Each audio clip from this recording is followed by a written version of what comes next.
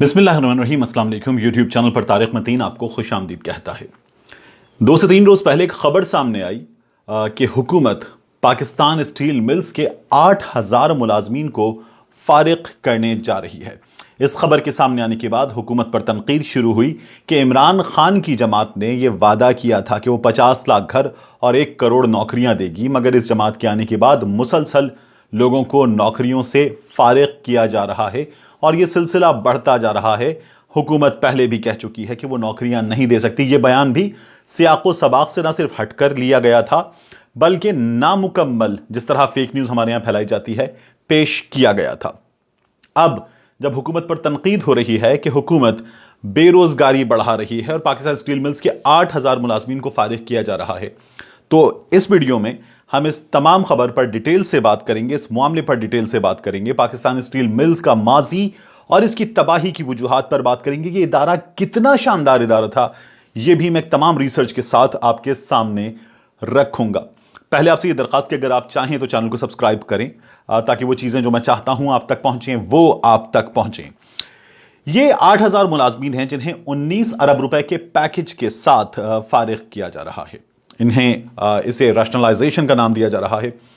ये जो है 12 मार्च को 2020 को अदालत उज़्मा ने, चीफ जस्टिस साहब ने, मिस्टर गुलजार अहमद ने ये कहा कि ये जो मुलाजमीन हैं ये बोझ बने हुए हैं, इन्हें बैठकर खाने की आदत हो गई है, इन्हें तनख्वाहें चाहिए, मिल बंद पड़ी हुई है, हुकूमत इन्हें मुलाजमतों से फारिग करे।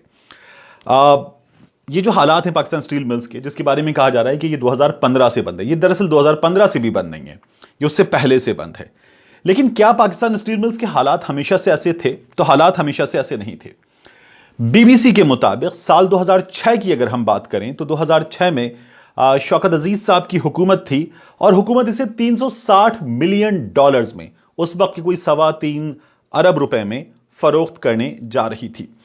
वजह उस वक्त इसको फरोख्त करने की ये थी कि ये बहुत अच्छी चल रही थी, तो हुकूमत ये इरादा रखती थी कि इसे निजी हाथों में दिया जाए, कुछ इन्वेस्टमेंट बढ़े और हम जापान का और कोरिया का मुकाबला कर सकें। उस वक्त रिकॉर्ड मुनाफे और रिकॉर्ड पैदावार के साथ पाकिस्तान स्टील मिल्स इतना अच्छा काम कर रही थी। लेकिन उस वक्त की ओपोजिशन सुप्रीम कोर्ट गई और यह काम रुक गया। मुशर्रफ दौर में हालात क्या थे अगर मैं आपको बताऊं तो मुशर्रफ दौर में मुलाजमीन को बोनस मिल रहा था, ना सिर्फ तनख्वाह वक्त पे मिल रही थी बल्कि मुलाजमीन को बोनस भी मिल रहा था। और अगर आपको मैं बताऊं इन हालात के बारे में कि ये खराबी कब से पैदा होना शुरू हुई, तो ये जो रिसर्च हमने की है, इस रिसर्च में पता ये चल रहा है कि पाकिस्तान स्टील मिल्स ने, आप देखिए क्या शानदार इसकी कारकर्दगी थी। 2019 का मंसूबा था, इसकी तामीर और तनसीब के वक्त जो कर्जे लिए गए थे और मुख्तलिफ अदबार में कर्जे लिए गए, 2019 में तमाम कर्जे अदा होना थे जो इसकी प्रिपरेशन थी। लेकिन साल 2003 में पाकिस्तान स्टील मिल्स ने अपने तमाम कर्जे उतार दिए थे, तमाम के तमाम कर्जे उतार दिए थे। उस वक्त पाकिस्तान स्टील मिल्स कौमी खजाने में 110 अरब रुपए टैक्स की शक्ल में जमा करा रही थी। यह इदारा जिसके बारे में आज ये कहा जा रहा है कि यह बोझ बना हुआ है, यह सफेद हाथी है, 110 अरब रुपए ये टैक्स जमा करा रहा था। साल 2000 से 2008 तक इसने मुसलसल मुनाफा कमाया है, अपनी तमाम तनख्वाहें ये इदारा निकाल रहा था, बल्कि इस इदारे के जो वेलफेयर प्रोजेक्ट्स हैं वो भी इस इदारे के खर्च से बेहतरीन अंदाज में चल रहे थे।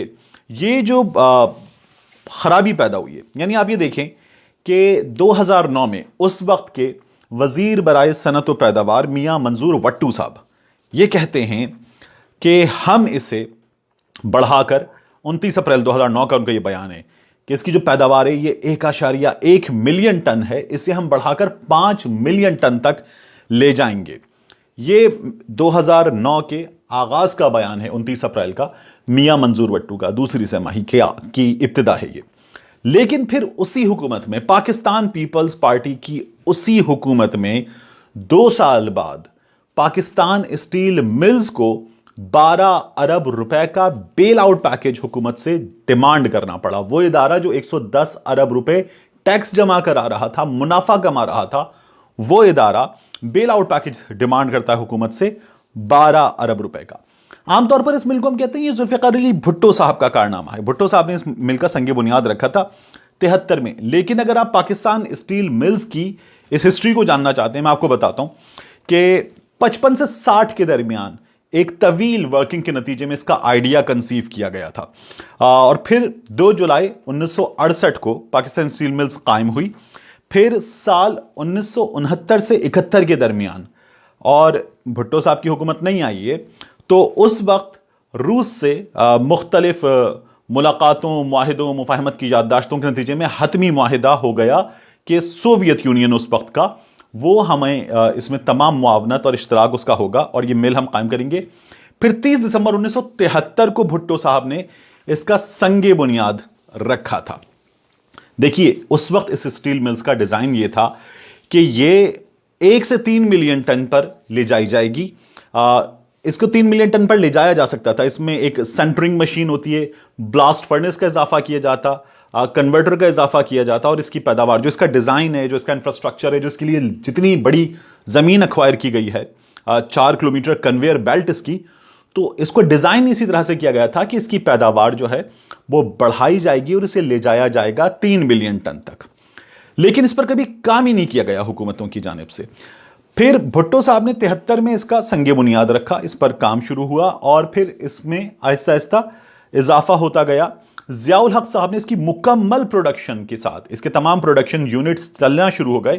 85 میں اس کے تمام پروڈکشن یونٹ کے ساتھ اسٹیل ملز کی فل پروڈکشن کا افتتاح کیا تھا اور یہ اس مل کے اس وقت کے حالات تھے. اب جو اس مل کی تباہی ہوئی وہ آپ دیکھیے کہ 2011 میں یہ مل ڈیمانڈ کرتی ہے حکومت سے کہ اسے بیل آؤٹ پیکج جو ہے وہ دے دیا جائے اور یہ بیل آؤٹ پیکج 12 ارب روپے کا بیل آؤٹ پیکج ہے. اس وقت حالات کیا ہیں؟ اس وقت حالات یہ ہیں کہ پاکستان اسٹیل ملز کے ہزاروں ملازمین، ان کی تعداد مختلف حوالوں سے 5 سے 6 ہزار کے درمیان بتائی جاتی ہے. یہ ریٹائرڈ ملازمین ہیں، انہیں ان کے واجبات نہیں ملے ہیں، یہ سڑکوں پر ہیں، عدالتوں میں ہیں، یہ پریس کلب کے باہر ہیں، یہ دھکے کھا رہے ہیں. ان میں سے بعض نے سڑک پر مظاہرہ کرتے ہوئے جھگیاں تک بنا لی ہیں لو انکم ملازمین نے، لیکن ان کا پرسان حال کوئی نہیں ہے. ان سے بات کی جائے تو ریٹائرڈ امپلائی یونٹی جو ہے وہ لوگ یہ کہتے ہیں کہ ہم تو اس وقت جو بے نظیر انکم سپورٹ پروگرام یا احساس امداد پروگرام کے لوگ ہیں ان سے برے حال میں ہیں، ہمارا کوئی پرسان حال نہیں ہے. میاں نواز شریف صاحب کے دور میں اس مل کے جو ملازمین ہیں انہیں 6-6 7-7 مہینے تنخواہ نہیں مل رہی تھی. عمران خان صاحب کی حکومت آئی، کچھ ورکنگ کی گئی اور اب اس مل کے ملازمین کو تنخواہ مل رہی ہے. کبھی کبھار تنخواہ 1 مہینہ لیٹ ہونے کا معاملہ سامنے آیا لیکن تنخواہ مل رہی ہے. وہ ملازمین جو ریٹائر ہو گئے ان کا کوئی پرسان حال نہیں. ان میں سے کوئی 500 کے قریب ایسے ہیں جو وفات پا گئے ہیں، ان کے ورثہ عدالتوں کے چکر لگا رہے ہیں، دھکے کھا رہے ہیں، لیکن ان کا کوئی پوچھنے والا نہیں ہے. اور یہ جو تمام فیکٹس میں آپ کو اس کے بتا رہا ہوں، یہ اس وقت ایک گروپ بنا ہوا ہے جو اپنے حقوق کی لڑائی لڑ رہا ہے. اور اس وقت بھی ایسے لوگ موجود ہیں ہماری سیاست میں، ہماری اس صنعت میں، کہ جو اس وقت اس کو روکے ہوئے ہیں، اس میں مخالفت پیدا کر رہے ہیں. آپ یہ دیکھیے کہ یہ سرکاری ادارہ جس کے پیچھے پوری سرکار کھڑی ہے، اسٹیٹ مشینری کھڑی ہے، اس کا یہ حال ہے کہ یہ 1 ملین ٹن 1.1 ملین ٹن تک میکسیمم آیا. دوسری جانب کسی بھی چھوٹی مل کو لے لیجیے آپ، مغل اسٹیل مل، اس کی سالانہ پیداوار 7,80,000 ٹن ہے. یہ اسٹیل مل جو سرکار کی ہے یہ 1 ملین ٹن پر ہے، اس سے کچھ ہی کم پر مغل اسٹیل موجود ہے، بہترین منافع کما رہی ہے. پرائیویٹ سیکٹر کی جو ملز ہیں وہ بہترین منافع کما رہی ہیں. اسٹیل ملز کی جو زمین تھی، پرویز مشرف صاحب کے دور میں ایک منصوبہ آیا تھا، اس منصوبے کے تحت انڈسٹریل پارک اس کے پاس جو زمین تھی اس پر بنانے کا منصوبہ ہوا.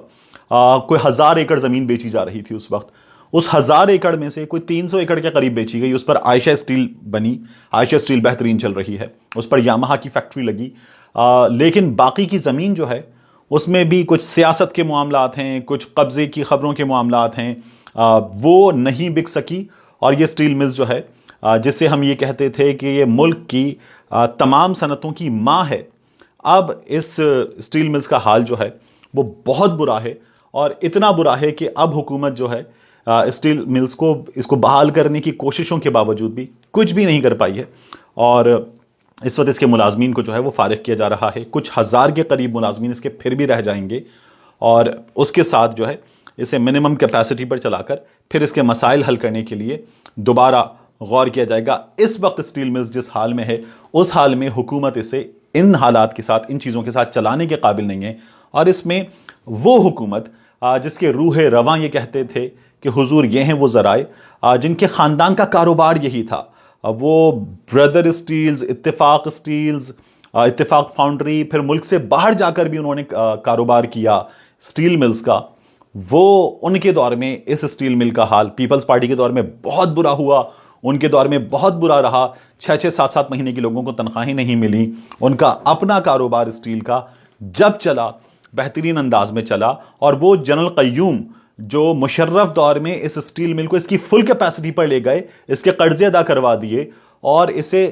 نفع بخش ادارہ بنا دیا، وہ مسلم لیگ نون میں ہیں، وہ بھی اس کے لیے کچھ بھی نہیں کر سکے۔ ملتے ہیں آپ سے اگلے ویلاگ میں۔